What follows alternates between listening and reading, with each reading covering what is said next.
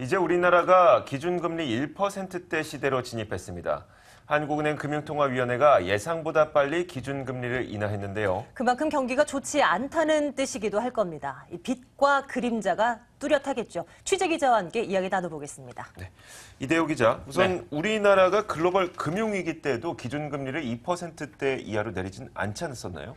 그렇습니다. 많은 분들이 이제 기억을 하시겠습니다만 글로벌 금융위기가 한창이던 지난 2009년에도 우리나라의 기준금리는 연 2.0% 이하로 낮춰지질 않았었습니다. 하지만 이제 기준금리는 0.25%포인트 인하된 1.75%로 결정이 됐는데요. 말씀하신 것처럼 이는 사상 최저 수준이고 우리나라가 처음 가보는 1%대 기준금리입니다. 네, 기준금리 1%대 시대가 언젠가는 올 것이다라고는 생각했습니다만 그게 오늘이 될 것이라고 예상했던 사람은 그렇게 많지 않았을 것 같아요. 그렇습니다. 사실 조만간 기준금리가 인하될 것이다 이렇게 예상하는 시장 참가자들조차도 오늘은 한국은행 총재가 어느 정도 좀 인하 신호만 줄 것이다. 그리고 빠르면 4월 아니면 2월 중에 한 차례 인하가 있을 것이다. 이런 식으로 예상을 해왔었는데요. 하지만 한국은행은 조금 더 빠른 결정을 한 겁니다. 금융투자협회가 채권 전문가 200명을 상대로 설문조사한 결과에서도 92%가 이달에는 동결될 거다 이렇게 예상을 했었는데 그걸 좀 빗나간 거고요. 한국은행이 뭐 좋게 생각하자면 선제적으로 대응했다 이렇게 볼 수도 있을 텐데 나쁘게 보자면 그만큼 지금의 경제 상황이 안 좋다. 빨리 대응할 필요가 있다 이런 거기 때문에 뭐 반갑게만은 좀 볼 수가 없을 것 같습니다. 오늘 기준금리를 인하한 이유 이주열 한국은행 총재 멘트를 통해서 한번 직접 들어보시죠. 내수 회복이 미흡해서 저희들이 1월 달에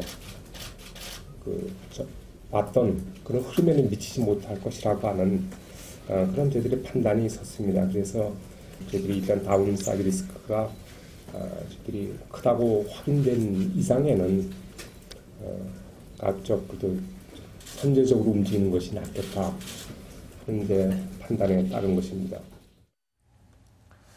우선 뭐 선제적으로 대응에 나섰다라고 이야기를 하긴 했지만 수요 회복이 미흡하기 때문에 또 그 기준 금리를 인하한 게 아니겠습니까? 현재 경기가 얼마나 좀 안 좋은 상황인가요? 최근에 발표된 경제 지표들이 좀 좋은 게 별로 없었습니다. 대표적으로 수출, 생산, 소비 전반적으로 다 안 좋았는데요. 지금 이제 수출 지표가 CG로 나오고 있는데요.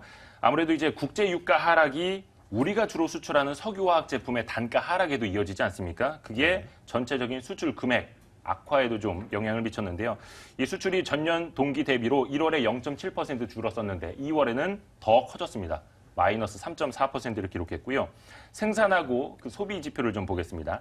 대표적으로 1월 제조업 생산인데요. 이거는 전달보다 한 달 사이에 무려 3.7% 감소했고 대표적인 이제 소비 지표인 소매 판매는 전년비 그리고 전월비 모두 다 마이너스 3.1%를 기록을 했습니다. 네.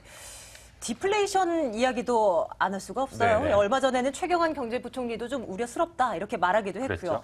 한국은행의 인식은 어떻던가요? 역시나 당장이 디플레이션 상황은 물론 아니고 앞으로도 디플레이션 우려는 크지 않다.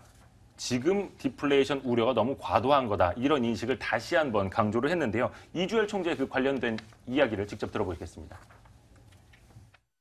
지금의 저물가는 상당 부분 공급 충격에 기인하고 있다 이렇게 말씀을 드리고 대개 그 디플레이션이라고 하는 것은 경기 침체에 수반돼서 되게 나타나는 게 일반적입니다. 저희들이 지금 경제 성장세가 좀 미약하긴 하지만 그래도 어쨌든 3%의 성장 있는 상황 하에서 이게 과도한 경기 침체로 저희들이 보기가 어렵기 때문에 이 또한 디플레이션과 연결시키는 것은 무리라고 이렇게 보고 있고. 자, 오늘 너무 갑작스럽게 금리가 인하되다 보니까 시장이라든지 산업계에서도 좀 당혹스러운 반응을 나타내기도 했었을 것 같아요. 어떤 반응을 보이던가요? 예상 외의 결정이기 때문에 좀 그런 면이 있었는데 일단 코스피는 그 금리 인하 소식이 발표가 된 한 10시 정각 정도였는데요. 그 사이에 한 30분 사이에 6포인트 정도 뛰었습니다. 하지만 장 막판 이 지수가 급격히 빠지면서 결국에는 어제보다 한 0.52% 하락한 1970.59포인트에 맞췄는데요. 오늘 선물 옵션 동시 만기일이었죠. 네. 이 때문에 그 금리 인하 호재보다는 좀 장막판 5천억 원 넘는 그 프로그램 매물이 대규모로 쏟아진 영향이 컸습니다. 업종별로 보면은 은행이나 보험주 같은 그 금융업종은 금리 인하가 악재 아닙니까? 아무래도 금리가 낮아지면 마진폭이 줄어들기 때문인데 그런데 오늘은 은행주, 보험주 다 올랐습니다. 역시나 향후 금리가 추가로 인하될 것이다라는 그런 불확실성이 해소됐기 때문인데요.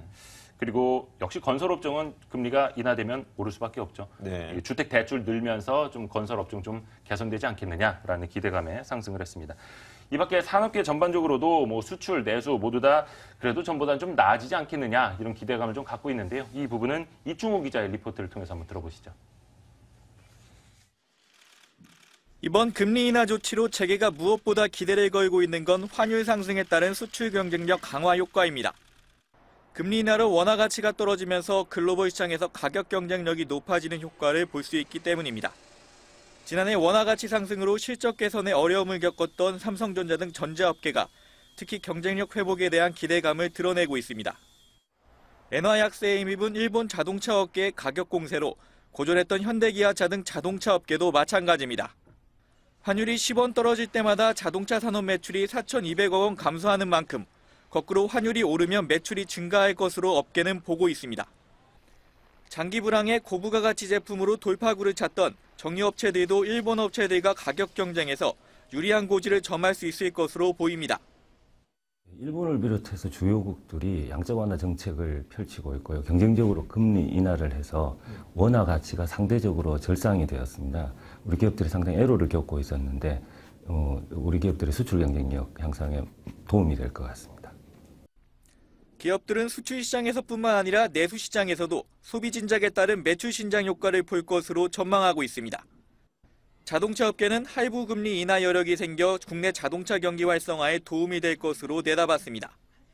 내수 침체로 실적 부진에 시달리고 있는 유통업계도 움츠러든 소비 심리가 살아나길 기대하고 있습니다. 기업들의 투자 여력도 점차 확대될 것으로 보입니다. 특히 신규 설비나 증설에 수천억 원 이상의 대규모 투자가 필요한 정유화학업종은 금리 인하로 금융비용 부담을 덜 것으로 예상됩니다. 머니투데이 방송 이충우입니다. 이렇게 금리가 인하되면 네. 가계부채가 더 빨리 늘어난다든지 네. 뭐 자본 유출 가능성 뭐 이런 것들에 대한 부작용도 적지 않을 텐데 이 부분은 어떻게 보십니까? 그렇습니다. 대표적으로 이제 가계부채 증가 네. 속도가 더 빨라질 수밖에 없는데요. 금리가 싸지니까 많은 사람들이 이제 대출을 더 받을 거 네. 아닙니까? 이주열 총재도 오늘 분명히 이제 가계부채는 더 늘 것이다 이렇게 이야기를 했습니다. 다만 결론은 이제 그걸 관리하기 위해서 관계 기관들이 더 긴밀히 협의하겠다 이 정도였는데요. 글쎄요, 오늘 그 기준금리 인하랑 이 자료 발표를 좀 날짜 맞췄는지 모르겠는데 기획재정부, 국토교통부, 금융위원회, 한국은행, 금융감독원 이렇게 5개 기관이 가계부채 관리 협의체를 네. 구성하겠다 밝혔습니다.